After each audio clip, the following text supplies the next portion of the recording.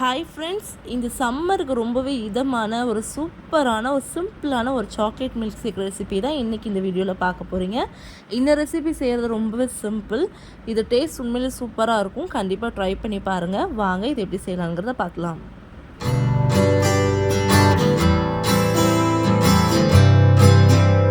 Milk ஷேக்ஸுக்கு முதல்ல நம்ம திக்கான பாலை நல்லா காய்ச்சி எடுத்து வச்சுக்கலாம்.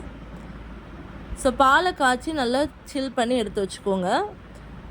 இன்றைக்கி நான் வீட்டில் உள்ள கேலக்ஸி சாக்லேட்டை வச்சு தான் இன்றைக்கி மில்க் ஷேக் பண்ண போகிறேன். நீங்கள் 10 ரூபா டைரி மில்க் யூஸ் பண்ணி கூட இதே மில்க் ஷேக்கை ட்ரை பண்ணலாம்.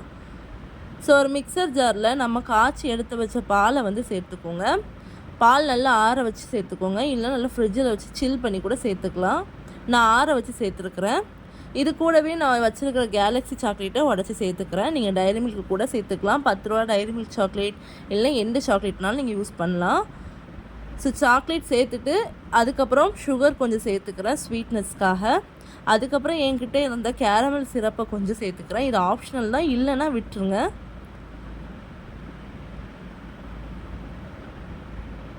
சேர்த்துட்டு கொஞ்சமாக ஐஸ் க்யூப்ஸ் சேர்த்துக்கிறேன்.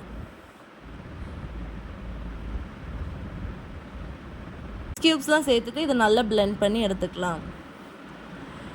ஸோ ஜூஸை கொஞ்சம் எக்ஸ்ட்ரா அழகாக்கிறதுக்கு கொஞ்சம் கேரமல் சிரப்பை கிளாஸில் அப்படியே டெக்கரேஷனாக ஊற்றிக்கிறேன். இது ஆப்ஷனல் தான்.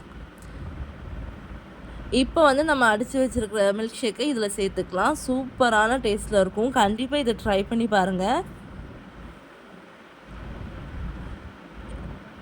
இப்போ இதுக்கு கொஞ்சம் அழகுக்காக நான் துருவின சாக்லேட்டை மேலே கொஞ்சமாக தூற்றி விட்டுக்கிறேன்.